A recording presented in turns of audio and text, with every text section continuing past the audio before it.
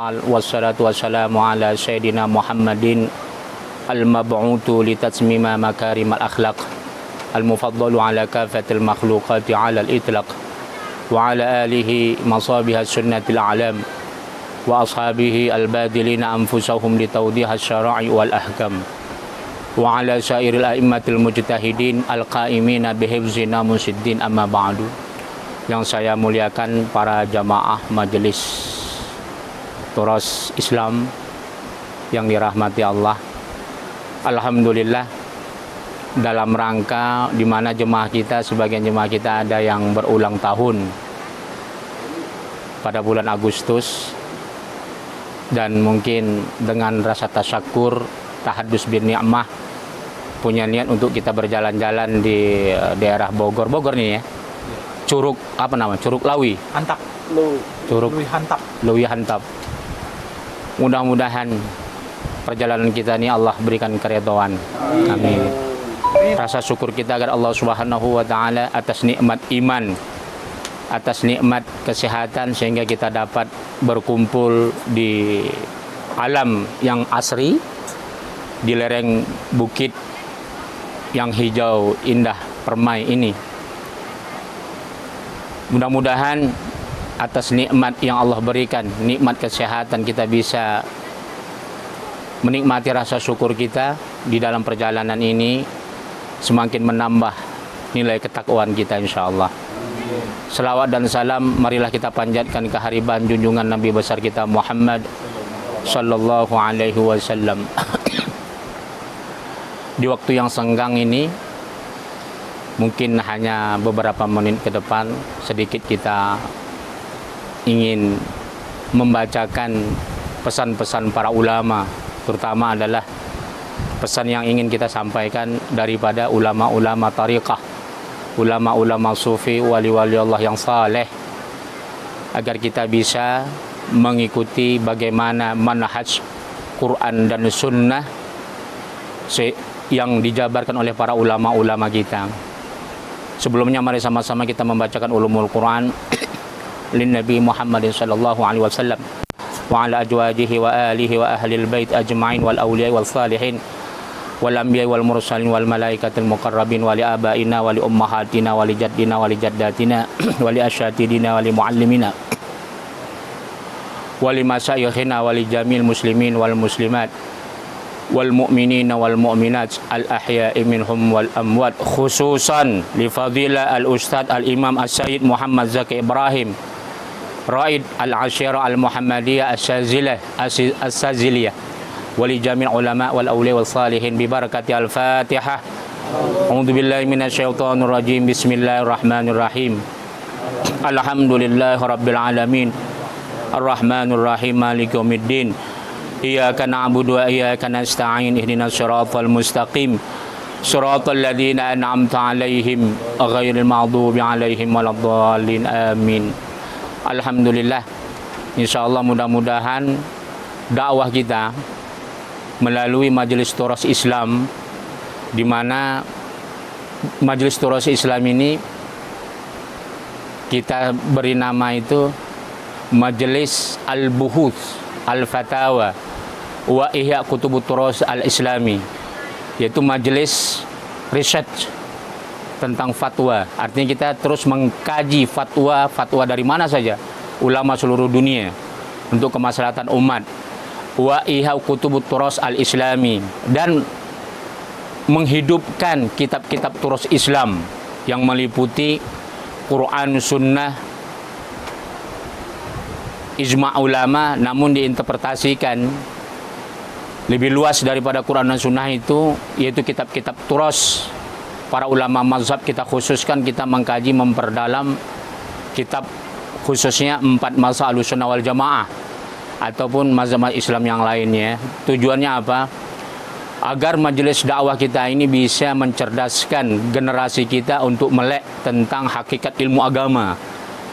Jangan sampai kita beragama Islam ini hanya fanatik buta, tapi tidak mengerti hakikat agama itu tadi. Apa makna turas? Turas itu klasik. Kalau kita definisikan turas secara umum, seluruh peninggalan sejarah yang ribuan tahun disebut turas. Apa saja? Tapi kita tidak mau berbicara terlalu luas. Tapi kita turos ini kita khususkan, kita spesifikkan kepada turos Islami. Artinya peradaban Islam yang telah melahirkan turos klasik, kitab-kitab klasik yang sampai sekarang ini yang sudah 1400 tahun lebih. Perjalanan Islam dan peradabannya, ulama-ulama kita dulu telah melahirkan berbagai macam kitab keilmuan. Di antaranya adalah kitab fikih, kitab hadis. Dulu pada masa Rasulullah belum dikenal kitab-kitab ini. Bagaimana perkembangan ilmu hadis, ilmu fikih, ilmu tajwid, ilmu Al-Quran atau tafsir, termasuk di sana masuk filsafat Islam, termasuk nanti seni ini sangat luas. Ini cabang daripada filsafat, yaitu filsafat Islam. Ulama-ulama kita yang begitu masyhur, terkenal, yang telah banyak melahirkan filsafat Islam sehingga melahirkan juga para filosof Eropa modern.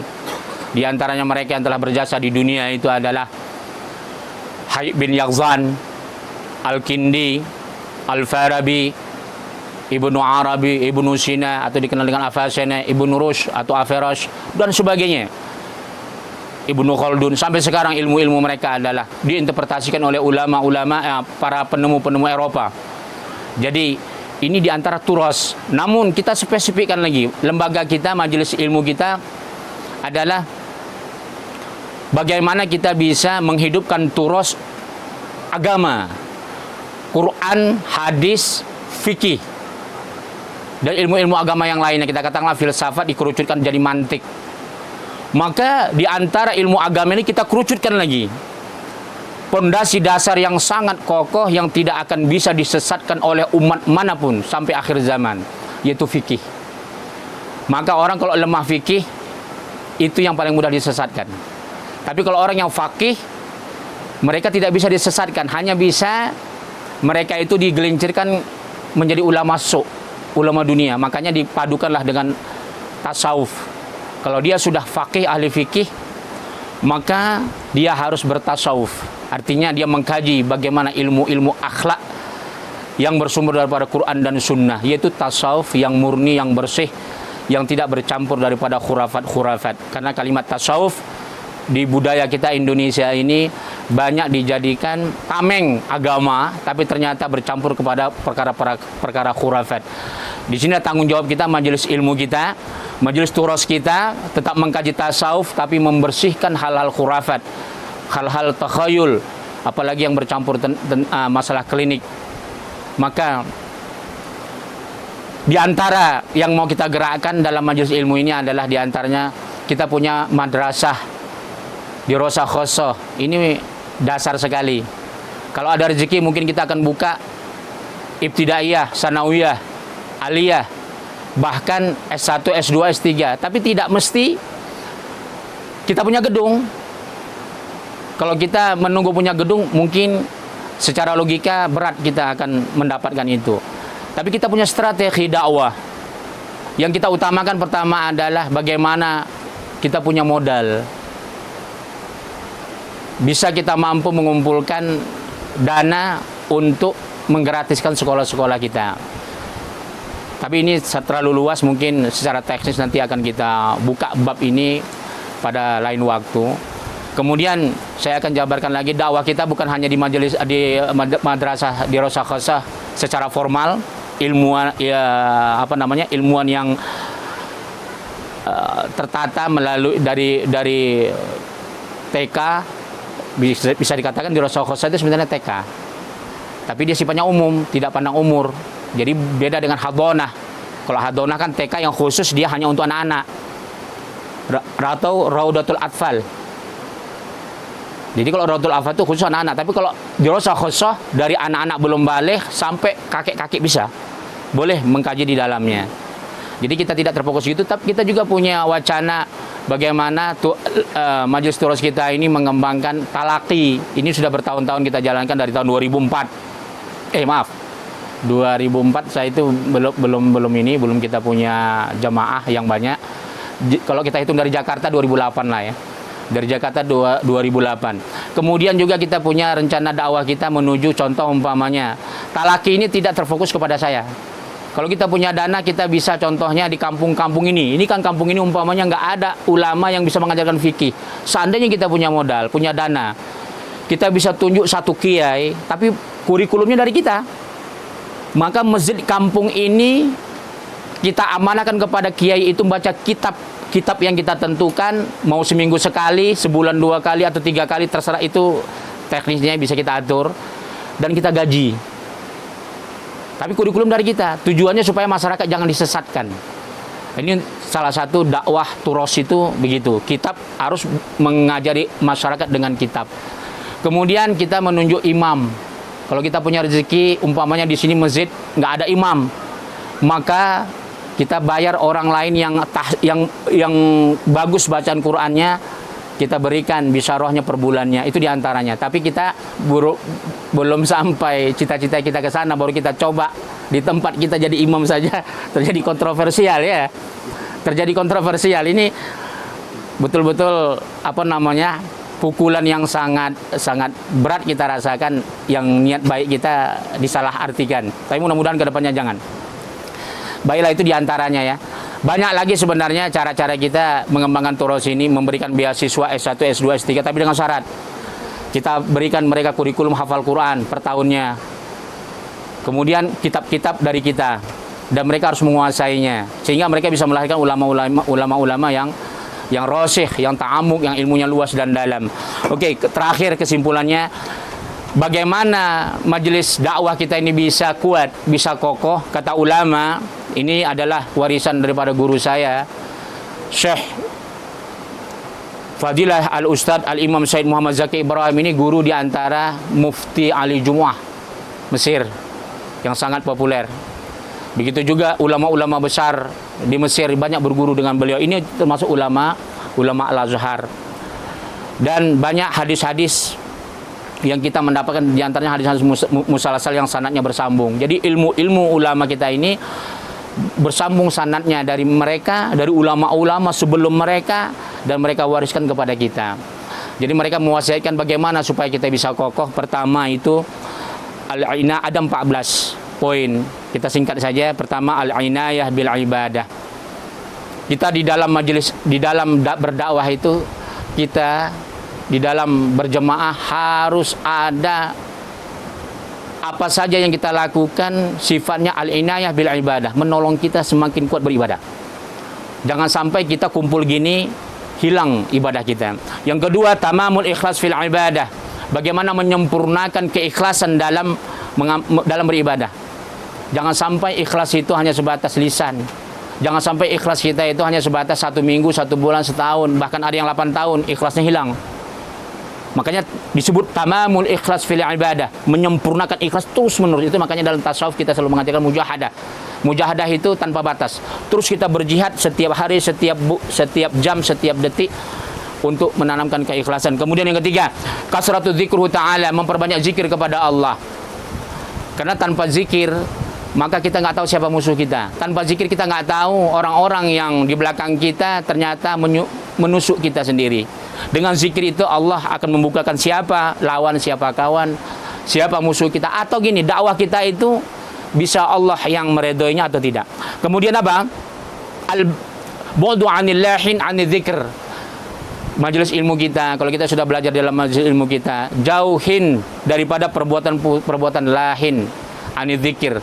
Jangan sampai kita lebih banyak lalainya daripada zikirnya. Silahkan kita bergurau, tapi guraulah yang sopan, yang beradab. Jangan sampai kita berguyon senda gurau, tapi mengeluarkan kata-kata yang maksiat. Itu dia ya. Kemudian yang kelima, al-khauf minallah. Apa kata para ulama sufi? Yang kelima ini, kita terus menanamkan rasa takut kepada Allah. Al-khauf ad-da'im minallah. Macam mana rasa takut kita semata-mata memang karena Allah. Bukan takut karena kita nggak dapat uang, bukan takut karena kita mungkin bisnis kita bangkrut, atau kita takut nanti saya kalau nggak ikut dakwah bisnis saya hancur dan sebagainya. Kemudian yang keenam, al istiqamah wa tsabat 'alal haq. Kita istiqomah dan konsekuen terhadap yang benar. Jadi jangan sampai kita menjalankan kebenaran takut. Kita nggak berani as-sabat, nggak berani punya kekuatan, ketetapan hati. Jadi nggak istiqamah. Nauzubillah teman nauzubillah. Jadi ini yang harus selalu ditanamkan. Kemudian yang ketujuh, hirasatul qalbi wal jawari amma yaqdibullah. Kita harus bisa menjaga hati dan pancain indera kita daripada kemurkaan Allah. Boleh jadi indera kita bisa kita selamatkan, kita nggak mukul orang, kita nggak mencuri, tapi hati kita berat. Hati kita kadang-kadang kita selalu digoda setan untuk kita berpecah. Memang niat kita baik untuk dakwah, tapi kita selalu iri dengki sama orang-orang yang kita anggap bukan sejalan dengan kita, bukan sejalan dengan pemikiran kita. Disitulah pentingnya mursyid. Makanya ketika kita sudah nggak mampu memecahkannya, kita harus taat dan tunduk kepada mursyid, meskipun kita menganggap mursyid itu menuntun kita seperti salah. Tapi selagi dia tidak melanggar Quran dan Sunnah, maka kita nggak boleh lari dari itu. Jangan sampai kita menerjemahkan perjalanan mursyid itu menurut pikiran kita. Hancur dakwah ini. Makanya dulu Khawarij itu dia menjalankan dakwah Rasul itu menurut hawa nafsu mereka. Mereka nggak mengatakan hawa nafsu karena mereka hafal Quran. Mereka itu banyak hafal hadis, mereka dekat dengan Rasul, mereka jihad dengan Rasul. Tapi mereka menerjemahkan sendiri. Ketika Rasul mengatakan begini, tidak. Ketika Imam Ali mengatakan A, mereka mengatakan tidak. Padahal Khawarij itu adalah murid daripada Imam Ali. Gara-gara mereka menerjemahkan Quran dan Sunnah menurut mereka, Rasul mereka langgar, mereka tantang, mereka membangkang Imam Ali. Akhirnya apa? Khawarij mengkafirkan Imam Ali sendiri. Padahal itu gurunya yang mereka cintai dulunya. Jadi kita harus belajar. Jangan sampai terjebak dengan aliran-aliran seperti itu. Mereka rata-rata hafal Quran. Bahkan dalam sebuah riwayat, Imam Al-Jurjani mengatakan Khawarij itu 14.000 orang hafal Quran. Tapi mereka berani mengkafirkan Imam Ali. Padahal Imam Ali gurunya. Gara-gara politik. Gara-gara politik berbeda dengan gurunya. Nah, disinilah pentingnya kita harus bisa mempercayai kalau kita belum ada kemampuan untuk berpikir secara universal, maka mursyid guru itu harus diikutin walaupun pahit. Selagi dia membawa kita ke jalan yang baik. Jangan kita terjemahkan masing-masing Quran dan Sunnah itu menurut kita pribadi. Mesti ada tunduk kepada mursyid. Itu salah satu supaya jangan hancur. Maaf, meskipun teman-teman kita salafi nggak ada istilah kata-kata mursyid, mereka tetap tunduk dan patuh kepada atasannya. Coba lihat, mereka semua yang mengaji di salafi nggak akan berani membangkang. Kalau membangkang mereka dibuang dari kelompoknya. Itu udah jelas. Karena akan hancur. Dakwah sebesar apapun kalau sudah ada pengikutnya membangkang atasan, udah pasti akan terjadi clash, konflik, dan akan terjadilah perjalanan sejarah pada Khulafaur Rasyidin. Terjadi fitnah, terjadinya Karbala, terjadinya cucu Rasulullah dipenggal, terjadinya Khulafaur Rasyidin dibunuh. Iya kan? Itu gara-gara itu tadi, gara-gara konflik. Bagaimana perang Asifin, bagaimana perang Gajah. Bayangkan istri Rasulullah Sayyidatuna Aisyah itu wali Allah. Ali bin Abi Thalib wali Allah. Wali sama wali berantem perang. Itu jangan sampai terjadi sama kita. Itu pelajaran. Kemudian al-mudawamah ala talabil ilm wa tatbiqih. Yang ke-8, macam mana terus kita continue untuk menuntut ilmu dan mempraktekkannya. Al-mudawamah ala talabil ilmi wa tatbiqih. Jadi kita harus continue, nggak bisa setengah-setengah. Karena gini, kemarin saya aneh, bertahun-tahun beliau sama saya, tapi karena jarang duduk majelis ilmu. Maaf, perkara sholat saya dikritik. Kenapa sih nggak pernah dipraktekkan? Bayangkan itu. Padahal video kita sudah bertahun ada. Gara-gara nggak pernah dia istiqomah dalam majelis ilmu kita, berani mengkritik gurunya, menyalahkan gurunya. Padahal kita sudah bertahun-tahun di mana bukan hanya satu tempat kita videokan cara sholat, tapi ketika dia tersinggung dengan kita dihantam dengan bahasa seperti itu. Kenapa nggak pernah mempraktikkan tentang sholat katanya? La ilaha illallah. Nah, ini salah satu contoh kenapa nggak mudawamah. Artinya ya bukan berarti kita harus memaksakan semua harus taklim ya. Kalau bekerja bekerjalah. Tapi paling tidak mereka bertanyalah. Kalau nggak paham bertanya dengan sopan, dengan baik kan gitu. Ini tidak menggugat gurunya, tapi dengan cara bahasa yang tidak seperti tidak pernah mengikuti majelis ilmu begitu ya. Kemudian yang ke-9, at-tahal bima karimul akhlak.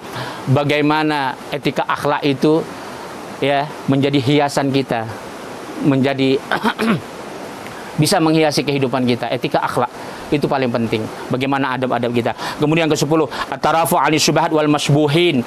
Macam mana kita harus bisa menjauhkan perkara-perkara yang subhat, termasuk orang-orang yang suka melakukan subhat. Mana tahu ada kita punya teman suka melakukan subhat. Cuman bukan berarti kita harus kita jauhin. Tapi jangan kita ikutin dia. Jangan sempat kita dekatin orang-orang yang suka melakukan subhat, apalagi yang haram. gitu ya. Kemudian yang 11, adawamul ibadah. Jangan pernah kita bosan untuk melakukan ibadah, terus continue. Kemudian yang ke-12, istimrarul jihad. Kita harus continue untuk berjihad. Jihad di sini bukan perang. Jihad di sini adalah kesungguhan kita untuk jihad membersihkan hati, jihad kita beramal saleh, jihad istiqomah kata Ibnu Khaldun, jihad kita dalam majelis ilmu, walaupun kita mungkin terseok-seok, bagaimana jihad kita harus ada. Kemudian yang ke-13, al-amalu salihat, yang melakukan kita perbuatan yang baik. Apa saja, kita mampu bersedekah, pisang, ya udah pisang, 1 biji bakwan, kemampuan kita nggak mesti sama, posisi kita berbeda-beda. Apa yang kita, mungkin tenaga, kita nggak punya tenaga, nggak punya uang, nggak punya, senyum. Kita punya kesehatan, ya mungkin datanglah silaturahmi ke madrasah kita ya. Udah alhamdulillah kali itu. Kemudian yang ke-14 sebelum terakhir, tarbiyatul qadah wa khidmatul Islam wal muslimin. Bagaimana kita mendidik generasi-generasi akan datang menjadi pemimpin. Kemudian kita khidmatul Islam wal muslimin. Kita melahirkan orang-orang yang mau berkhidmat, mau membantu perjuangan dakwah. Itu susah. Apa diantaranya tarbiyatul qadah, yaitu majelis turos, apa kita majelis turos ini talakinya, kemudian madrasah di Rosoh kita itu tarbiyatul qadah, itu diantaranya. Kemudian yang terakhir, itu yang terakhir yang 14 ya, mudah-mudahan insyaallah kalau kita bisa sedikit banyak, sebagaimana Ibnu Khaldun mengatakan, kita nggak bisa menjadi orang yang mulia spontanitas, kita nggak bisa menjadi orang yang suci, kita manusia nggak akan bisa menjadi orang yang langsung menjadi wali Allah, nggak bisa kita menjadi orang yang terbaik. Tapi kata Ibnu Khaldun dan seluruh ulama-ulama termasuk Rasulullah Sallallahu Alaihi Wasallam, bahkan Allah banyak sekali menggambar dalam Al-Quran, kita berbuat baik itu sedaya mampu kita, tapi istiqomah, jihad, mujahadah, terus kita lakukan untuk selalu melakukan yang terbaik. Itu saja. Kalau seandainya kita terjadi konflik, bagaimana konflik itu jangan kita jadikan ghibah. Makna ghibah di sini ya memecah kita silaturahmi. Jadikanlah yang kita pecahkan, menceritakan kekurangan-kekurangan jemaah kita untuk kita perbaiki, bukan untuk kita jadikan musuh berseteru. Itu saja. Mungkin mudah-mudahan kita berkumpul pada siang yang mulia, yang bahagia, yang hari ini, yang kita hadapi pada hari ini, mudah-mudahan Allah berikan keridhaan kepada kita semuanya. Itu saja. Mungkin kita akhiri dengan doa ya. Sama-sama mari kita sama-sama berdoa. A'udzubillahi bismillahirrahmanirrahim. Kita ikuti apa yang saya bacakan ya. Bismillahirrahmanirrahim. Alhamdulillah. Subhanalladzi sakhkhara lana hadza wa ma kunna lahu muqrinin wa inna lahu lamunqalibun. Alhamdulillah. Alhamdulillah. Alhamdulillah. Allahu akbar. Allahu akbar. Allahu akbar. Subhanaka Allahumma inni zalamtu nafsi faghfirli fa innahu la yaghfiru dzunuba illa anta. Allahumma inna nas'aluka minas safari. Allahumma inna nas'aluka minas safari. Allahumma anta sahibus safar wa kabatil munqalib wa su'il manzar. Rabbana Allahumma sallimna wa sallim ma ma'ana wa hafazna wa hafaz ma ma'ana wa ballighna wa balligh ma ma'ana. Allahumma sallimna wa sallim ma ma'ana. Ya Allah ya Tuhan kami, selamatkanlah kami. Ya Allah ya Tuhan kami, selamatkanlah kami dan selamatkanlah apa saja yang bersama kami. Allahumma sallimna wa sallim ma ma'ana wa hafazna wa hafaz ma ma'ana. Ya Allah ya Tuhan kami, peliharalah kami dan peliharalah apa saja yang ada bersama kami dalam musafir ini maupun yang tinggal di rumah kami. Allahumma ballighna wa balligh ma ma'ana. Ya Allah, sampaikanlah perjalanan kami ini, perjalanan dakwah kami ini ya Allah, dan sampaikanlah pula ya Allah cita-cita anak dan keturunan kami ya Allah. Rabbana atina fid dunya hasanah wa fil akhirati hasanah wa qina adzabannar. Wa sallallahu ala sayyidina Muhammad wa ala alihi wa sahbihi wa barik wasallam. Walhamdulillahi rabbil alamin. Assalamualaikum warahmatullahi wabarakatuh. Mungkin Pak Arifin mau